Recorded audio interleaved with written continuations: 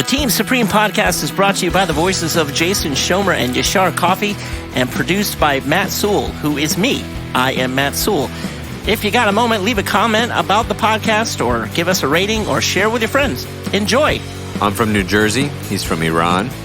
It's good enough for a podcast. We're Team Supreme. Are the prestigious jobs in Iran like the prestigious jobs here? Is it kind of the thing? Because here's always like, you know, when we were growing up, it's like, you want to be a doctor. That's like the ultimate. Being a doctor when you were a kid was like the ultimate. Like, you have made it as an adult. You didn't have lawyer in that? It lawyer always felt like was in doctor, that lawyer. Doctor, lawyer. Yeah, in Iran, it was a brain surgeon. Aha. If you were not smart enough, heart surgeon. If you were a loser, just a general doctor. Just Yeah. Gotcha. Everything else was, you had to become a doctor. That's it. This is back in the day. And one time there was a movie with this French actor, Alain Delon. He's old now, but at the time he was considered one of the most good-looking human beings on the planet, and he was like a surgeon. And as a kid, we were like infatuated by his charismatic personality. He was like the Brad Pitt of Europe back in the 60s. But also he was a surgeon, so it was very important. Like, he's a brain surgeon. So he was both?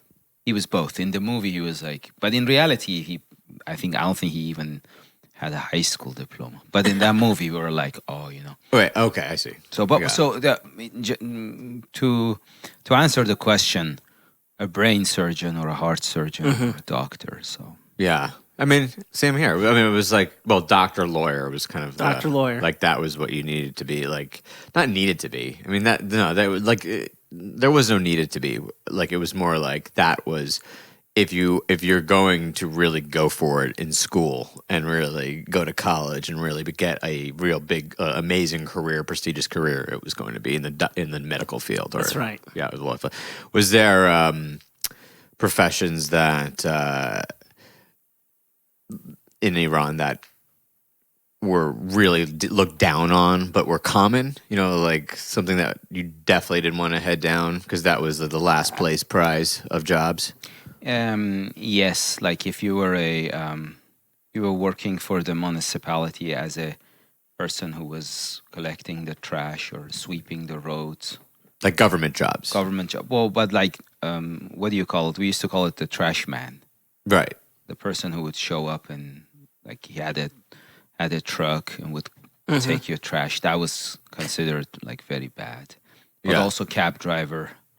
Taxi driver, like, you know, anytime like somebody wanted to name somebody who's very like uneducated and stupid or like lower class, to say, yeah, this piece of shit cab driver did this, even though the guy wasn't a cab driver. That was it became a pejorative term. Unfortunately, yeah. So, growing up, what was all our parents' jobs if they had a job? What's going on? For me, when I was growing up, my father was a musician, but he wasn't while I was, he's always a musician. He's just flat out. I mean, there's no like. You mean like professional? But he was in a band. Right. And then when I was born, he was no longer in the bands. And so he did a few jobs. He did go back to school to act. He became an actor. Oh, really? And in his adult life. A play, you know, a stage actor. My mother was. But just go back to your dad. Do you know what was the name of the band? It was Elf was Elf. the name of the band. Okay, Ronnie Dio was the singer of Elf. It was his first band. Ronnie Dio's from my hometown. Gotcha. They formed a band together. You know, basically the four best musicians in my town. Okay. Formed a band. Right. I wouldn't say yeah, probably. I don't know. Ask my dad. But And so your mom.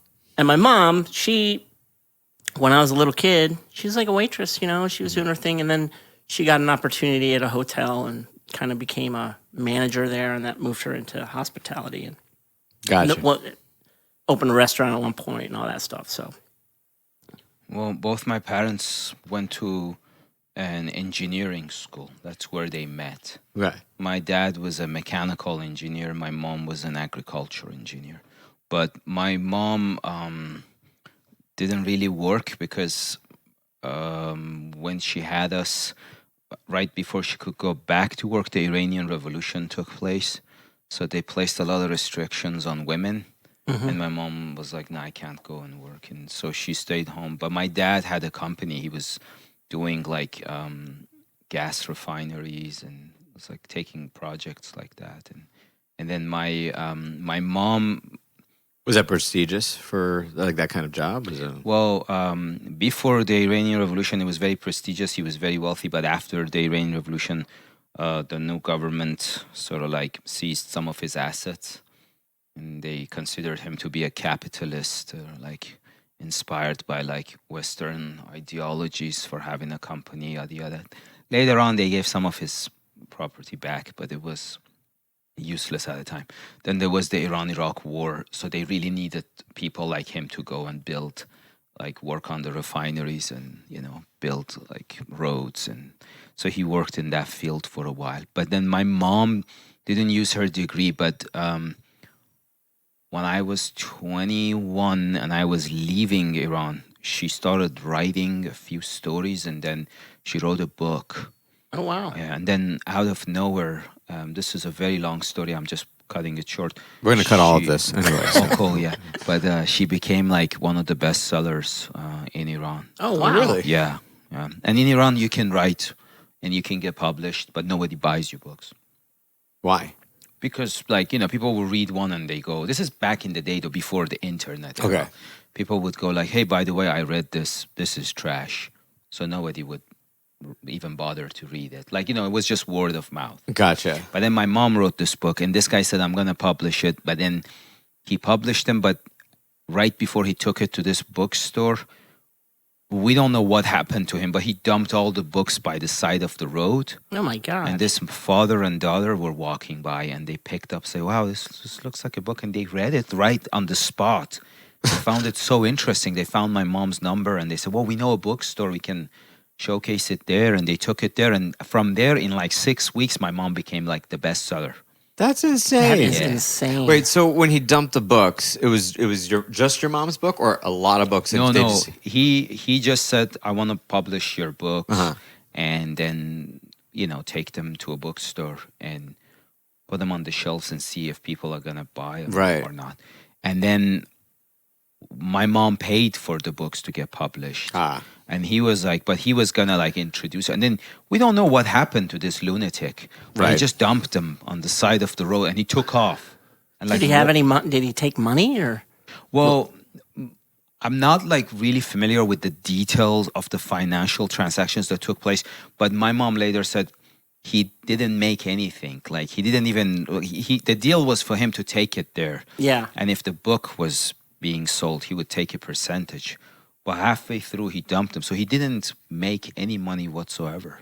Wow, That's weird. That's really weird. But Yeah. it's crazy how that ended up leading though for that to happen for your mom. Yeah, my mom wrote like 20 something books. I don't know now. Wow. But then she was like one of the bestsellers, and then the book got to a point where there was this guidance ministry. It was basically like a censorship department.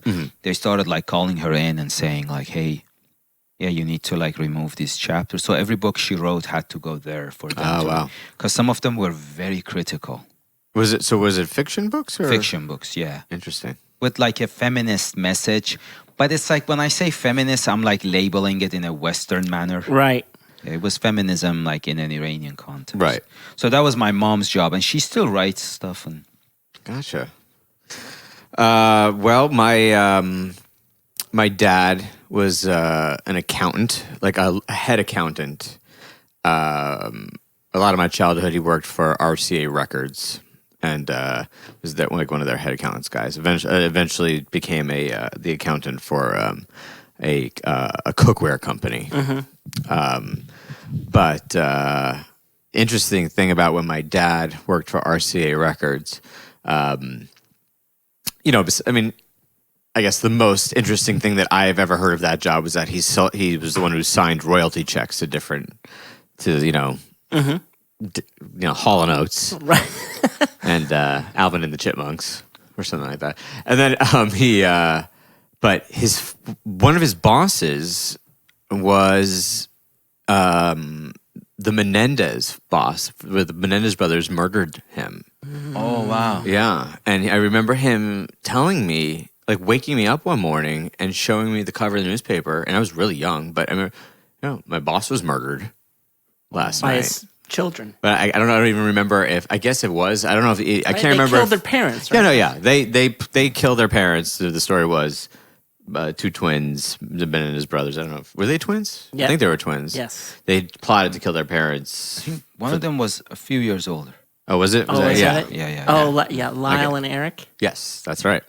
But I don't even remember at that point if they even knew in the paper what had happened yet, that it was them. I just remember that being in the paper and being. I guess the dad was molesting them.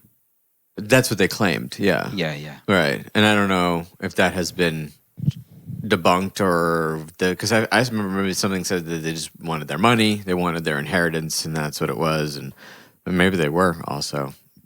I don't know anything about them other than that my dad worked for one of them for the dad. Anyway, and my mom, she when I was young, she had a store called Happy Hand Me Downs, which was a store that sold donated children's clothes and toys. I talked about it in the Oh, for this video is going, games. yeah. Yeah, that's where I got all my Atari games. But I remember I used to go after school and sit in that store and had to sit and wait until whenever she closed and I remember I would walk around and follow moms that had little kids with them, and I'd like kind of just walk them down the little. It was a small store, but there were a few aisles. I remember, Yeah. or whatever, of clothes racks, and I would follow the kids, and through the clothes rack, I'd go in the middle and reach out the clothes and Scare the living shit out. no, I would quickly pinch the kid and put my hand back like really hard. It could be a baby. I would pinch the baby or pinch the toddler or the kid, and the kid would just start crying, and I'd run back to my seat and like enjoy the cries That's from the some other side. psychopathic shit. It was psychopathic shit. Like I think back, I'm like, what was I doing right there? That's really You messed up. wanted other children unhappy. I wanted them to around you. experience pain. I was obviously calling out for attention because no one was paying attention to me. But they wouldn't at pay the time. attention to you. They'd pay attention to the crying kid. Right. But never was caught. I don't know. I think I should leave now. I'm very uncomfortable. That freaks me out. I may Disturbing. pinch you. Yeah. Because listen, if you're a parent, I mean, you are a parent.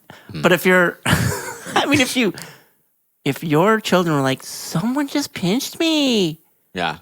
what are you talking about? Therapy. So- Immediately. My kid's in therapy if I hear it. If he says that and there's no one around, right into therapy. Yeah. What was your first job? My first job. Well, when I was in high school, I didn't have a job. And then I think my first job was in the military service. That's hardcore Yeah. for a first job. Should have asked him First last. shift, yes. I know. Always ask Yashar last. Yeah. My first job was my mother owned a restaurant, and she put me to work. I mean, I was working there when I was 13, unpaid immediately, but she. That later, cut that out. She, she had me doing all sorts of stuff, washing dishes, and at some point, she actually began paying me. I think when I was 15. In So Jell-O. I was washing dishes at the restaurant, and no fucking mercy on me at all. Like, come on, let's go. Like, she Oh, wow. ride my ass. I mean, in a good way, but like, it was like she was the owner, and she was the head chef, and she was everything. So, And she could hit you if she Yeah. wanted to. so the pressure was on her, and I was like, I was not a good employee at 15, 16. I'd watch basketball games. Eventually, I got moved up to waiting tables and stuff. There was one time where the place was bananas crazy. I was working a lunch shift. My mom wasn't there. One of the other cooks was cooking, and someone was pissing and moaning about something like, I'd like to speak to a manager. And there I am, 16 years old, and I just looked at her and went, can I help you? Like, I'm the manager. And I could just see her like, fuck this. I'm like, I told my mom that story, and she's like, great, thanks for doing that. My my first, I guess, like my first job was at a supermarket. I pushed carts, and I was 14 years old when I started doing that, and literally just collecting carts. They would put me in like 12-hour shifts with like 2 breaks and a lunch. This is probably like obviously during the summer and then weekends when I was at school. And I would go. I would tell them, yeah, I'm going to go in the back area and look for carts. You know, like where like the outskirts of the stores where people would steal the carts, but they didn't have any locking mechanisms back then. Like there were carts all over town. And I'd be like, yeah, I'm going to go find some. And I'd go home for like 4 hours of my shift. And they would have no idea That's awesome. that I was gone. And I was in walking distance to home. And I just would go home and then come back with about 4 carts. Look what I found. And they're like, oh, nice. We didn't even have these carts. Sometimes I would take carts with me to make sure I had carts to come back with, just in case they saw me coming back. But my real job, like, was I worked in the collections department of the company when my father worked for this cookware company when he was the accountant there. And this cookware was like super high quality. It's supposed to last you your whole life, basically, or like 20 years, like guaranteed. And they would have dealers that would, and most of their sales were in the South, like the southern states. They would go to these different, these dealers would go either, to those trade shows or, like swap meets and all that and try to sell these. And people would finance these thousands of dollars of pots and pans. I mean, Wow. yeah. I mean, think about it. You go in to get a couple pots at All clad? Is it all clad? I don't know. It's expensive shit right there. I have no. I have a few of them in my cabinet right now because All clan. my dad Let's would get them send out me and the review them rejects. for the podcast. Yeah, there you go. We'll take some pictures of it. So when people were behind on their payments for their cookware, they'd get a warning and then they'd get certain levels. I was in the collections department of that company to make the calls to tell them that to remind them that they're late. You're fucking late on your casserole dish, you son of a bitch. We You had fucking owe me, you motherfucker, you. Click. That's me imagining you at your first job. That's exactly how I said. It's a bill collector. But we had to actually use fake names. I remember my name was Clay Black. I don't know why. Sounds like a football player. Yeah, Clay Black. And I What if you were Black Clay? that wouldn't work. Then or now. We'll have to cut that. Yeah. And I had to call these. No, I would have different levels. Like, so I'd have like a folder. I'd open up the folder and it would say how late they are and what we were legally allowed to contact certain people in their inner circle at a certain point. So the last level is that, you were allowed to contact the employer of these people and be like, do you know you have an employee who's late this many payments on his cookware? And like really just to like be like, Oh, man. yeah, it's rough because you start going out, you make everyone around them know that they are late on their payments. They're going to be like, fuck, I need to pay this thing off. Is it legal? I don't know if it is anymore. But back then, it was ruthless.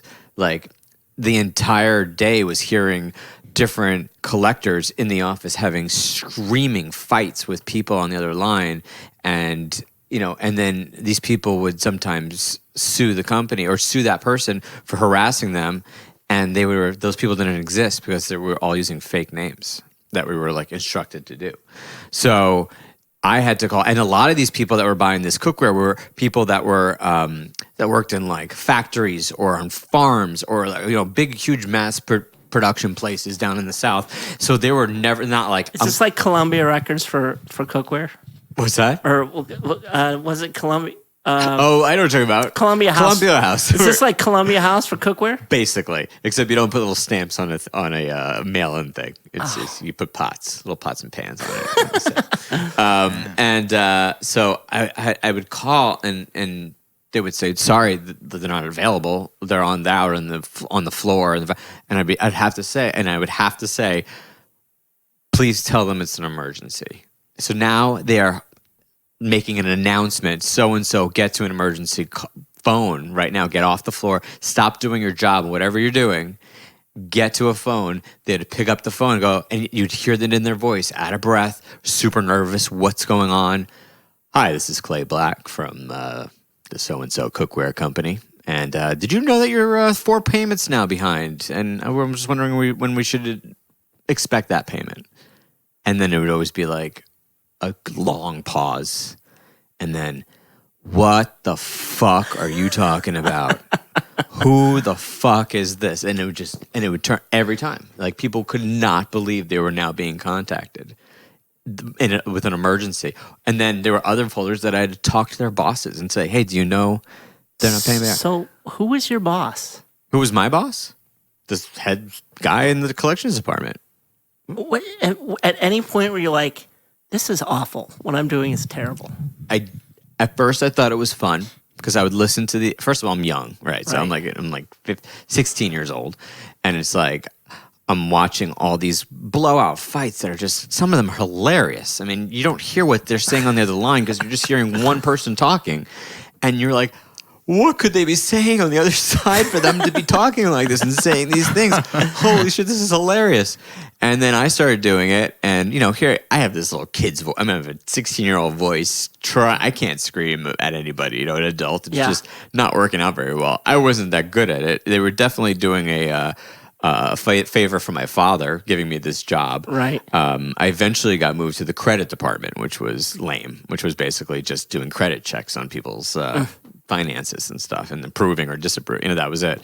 But Wait a minute. You had the power to approve and I disapprove? did. Yeah. I'd hit that stamp. Boom. Approved. Approved by Approved. 18-year-old New Jersey boy. Not approved. Yeah. But eventually I got to the final call that ended it for me. I actually said I didn't want to do it anymore.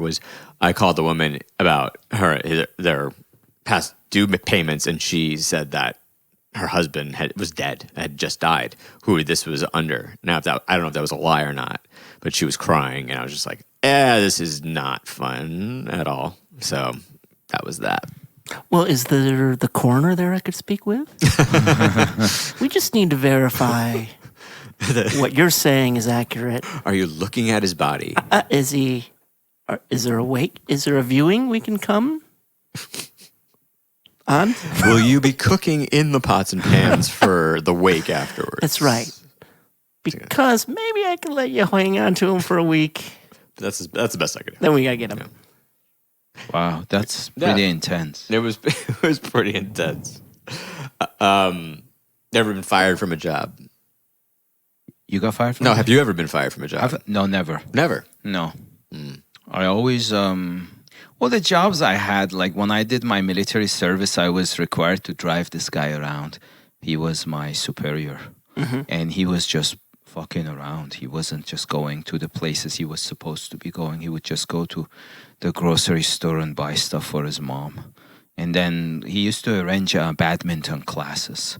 So I had to enroll students of like this. It wasn't even like the officers of the military. It was like they would start a class in some neighborhood, like a badminton class. I don't know why badminton was so popular at that time. What is? Badminton. Oh, okay. Yeah. So I would go and enroll the children, like write their names down and take the money like 3 months in advance, and then they would come 3 times a week and work out. But I would help him out with that. So that was supposed to be my job, and driving. And then I used to take, as I mentioned in the previous episodes, I used to do karate.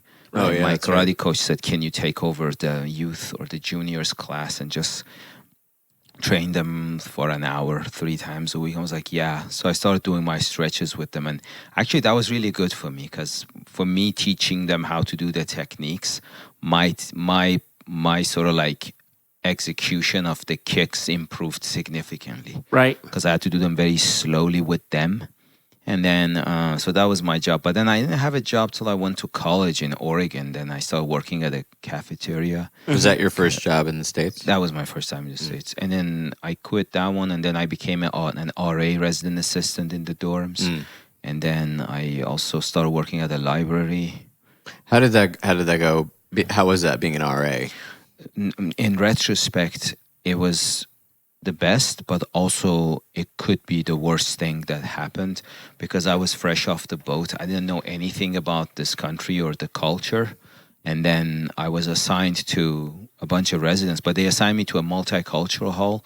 So I had a lot of students from Hawaii and a lot of students from Tonga, the islands. They Right. were Mormons. They were like they had their own sort of like Bible study classes. Oh, so they weren't like burning down their dorm rooms with No, no, no. spilling bong water and Not at all. However, one of them, even though he was like not drinking and all, he was unruly enough to compensate for 5 drunks. Especially, he was really big. Like this kid was 18, but he could bench press 400 He's pounds. Tongan? Tongan, yeah. Yeah. Very strong kid.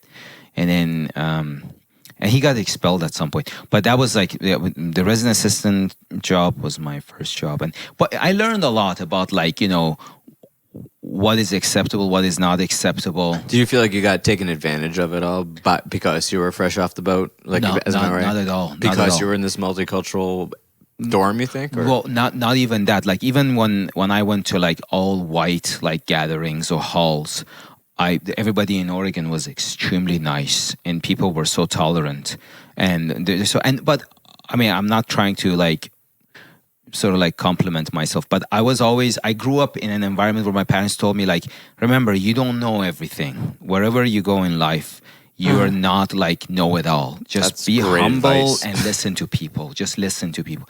And I went in there with that attitude, and that's why I learned a lot about like, oh, okay, so there's this concept of LGBTQ students and what are their needs and what have been their struggles, what are the current struggles. Like I had no idea. I just grew up a little bit like close-minded in Iran about like we didn't have LGBTQ. Like we're like, oh, you're either a pervert or you're not. Right. That was the upbringing pretty much.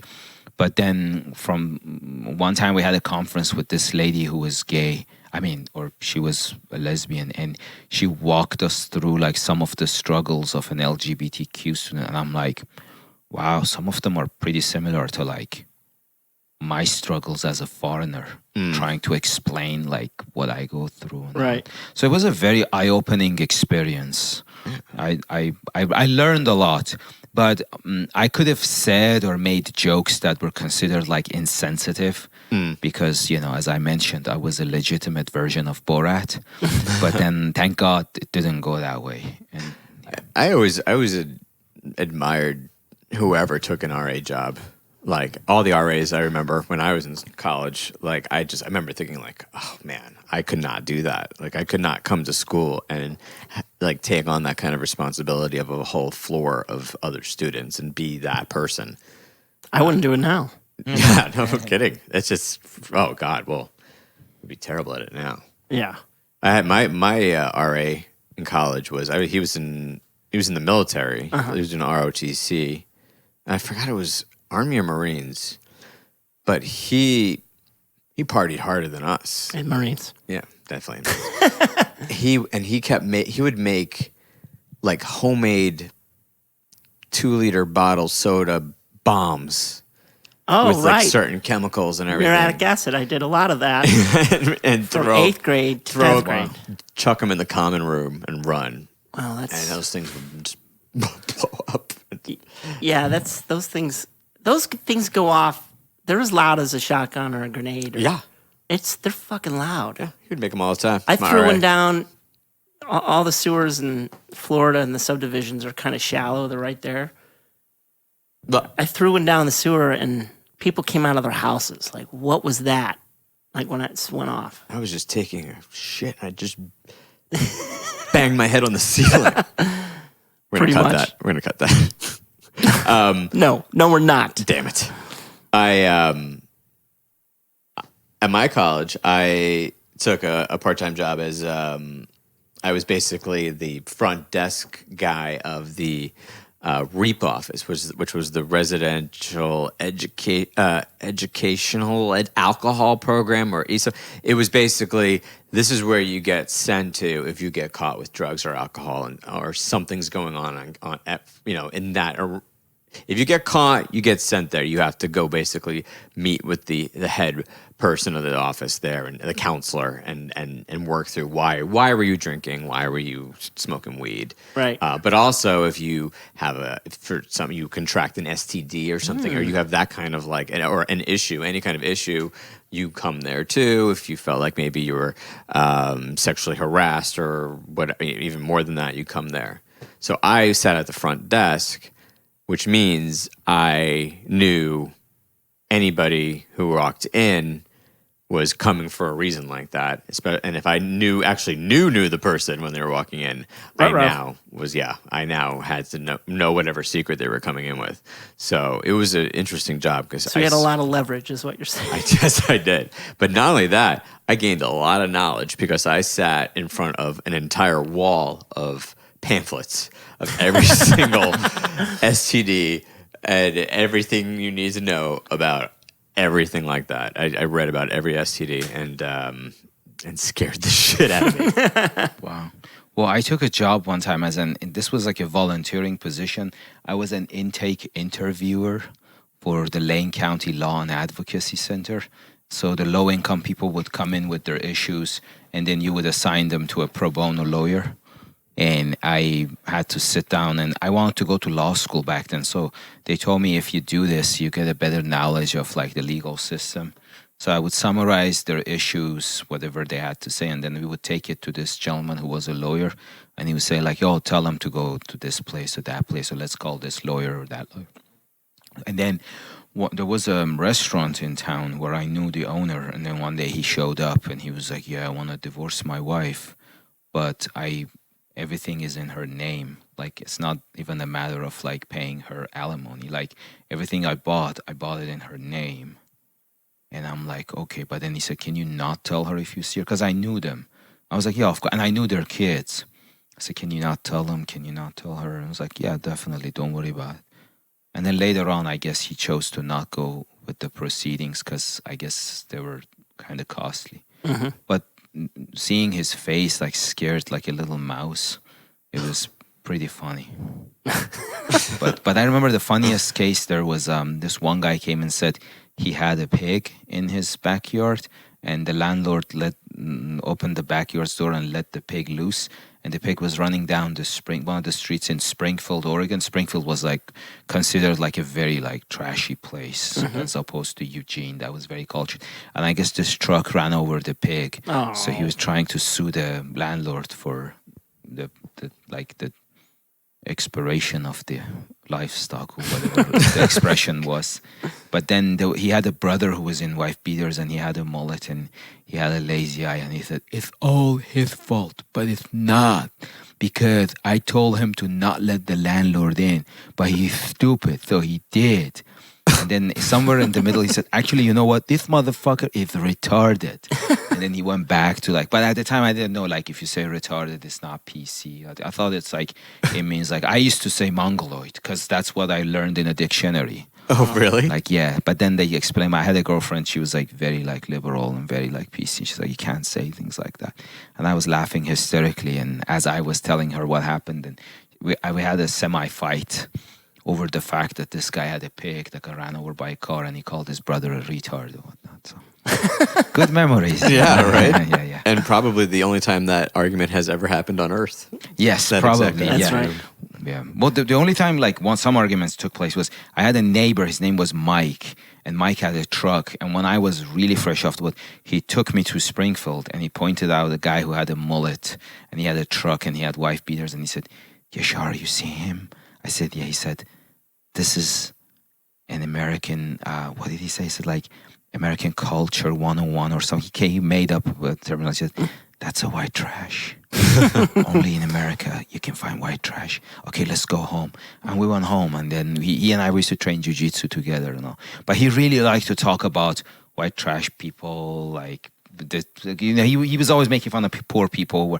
Later on, I found out how wrong it was, like to like attack someone for lack of funds or Right. education. That seems like such a weird thing to be like making fun of or be obsessed with like that. Like, Oh yeah, he was always like pointing out how they roll up cigarettes in their like sleeves, and they have mullets. And my girlfriend at the time, she kind of knew him, and she said, "No, he's white trash. That's why he's making fun of other white trash to not feel bad about himself." That was her analysis of the situation. I know that had nothing to do with the job search or jobs that we had, but No. it was a little cultural experience. to me, it's We'll just- take it. That's such a strange thing to be against. I mean, it's not a race. You know, it's not a religion. It's just how Just it's just poor how people. well, yeah. It's like how it's how other people perceive you. Like you can't. How do you even defend yourself from that? Like, Well, like we have like we We also are a terrible species. I guess we are. Well, the thing is, like, as my uncle says, trash is everywhere. Like, we have Iranian trash, and they are like very wealthy, pompous, arrogant, not very educated. They smell like BO and cologne. And if they have the opportunity, they wear a mullet. Like, mullet is big amongst like lower class or That's the worldwide kind of stamp of Interesting. Isn't that weird? The mullet. mullet, Why? truck, knife, guns. Mullet's never gonna make that jump to even middle class. No. No, that just stays put. Probably, I think for a reason. I mean, if you have if you're upper class with a mullet, we're a soccer player Yeah. in the 90s, a hockey player. In the 90s. But yeah, 90s, early, like Well, late it used to be 80s. called hockey hair. Hockey hair was like see when I was growing up, hockey hair was the hair that like parted down the middle and just kind of flipped down on each side of your face and kind of went down there. It was like that's when like hockey and skateboarders were sort of blending. Into Oh, is the that same right? They kind of blended? look. Yeah, I missed it. I was in Florida. Yeah, that a lot of people say that. I when I moved to Chicago, I got this really short-lived part-time gig as a reader for blind people. Wow. I would go in and people would bring in their mail or homework, things that doesn't come available, that they would just have that wasn't available in Braille, and I would have to open their mail and read it for them or read the homework assignment or whatever it was. I mean, it was obviously before any phones and apps and all the things that that are used now. Was like your first one, like, dear Ms. Williams, you are late on your payment on your cookware. Flashbacks. I had a guy come in, and this was the weirdest one. He was an older man, and he would have me read books to him. He wanted stories read to him, and they were all sexually explicit books. All of them. They were all like romance novels. And how old are you? Oh, I was probably 20. I wasn't that young. I was when I moved to Chicago, and he would always make me repeat things. Whoa! Take it back a couple lines, and I have to repeat what I just said. So you were feeding him his masturbation meal for later that evening. I never thought about it that way. Yeah, that's what was happening. Yeah. You're setting the scene for his brain later. That's hot. You were helping him with jerking off, Dave. Well, we all Someone's gotta do give it. back in a way. Yeah. All right, we all choose and how we're gonna give it. We can't. I'm not comfortable We can't that all I be said brain surgeons. I'm not thrilled that I said masturbation meal. Masturbation meal. It's the name of our next band. So good stop time. Good quitting time. Good quitting time. Supreme. Team Team Supreme. Supreme. Supreme.